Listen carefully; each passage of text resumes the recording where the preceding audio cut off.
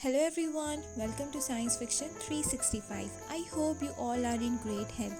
So as you must have seen from slide that our today's topic is how to prepare for MCAT. So I'm going to share some steps that students needs to follow when they are going to prepare themselves for MCAT. Step number 1. The first step is to understand what the word MCAT is.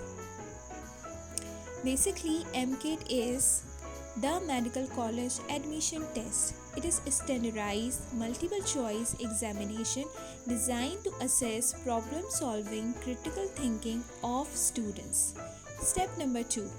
What is the purpose of MCAT? Why we should study MCAT?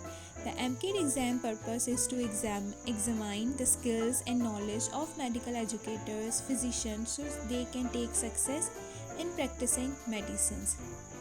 Step number 3. How to study for MCAT?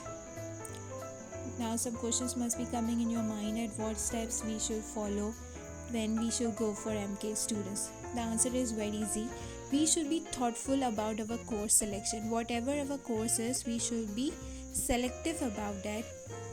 Step number 4 is that start your preparation of MCAT as soon as possible.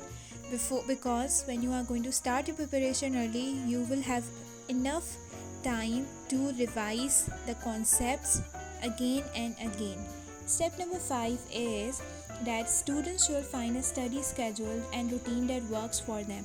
Whatever the routine fits for you, whatever the routine suits for your MCAT study, you should find and figure out that particular routine. Now, remember to keep your learning style at the forefront. Everyone has a different study routine for MCAT preparation. Some study from flashcards, some keep the important things in their mind to memorize.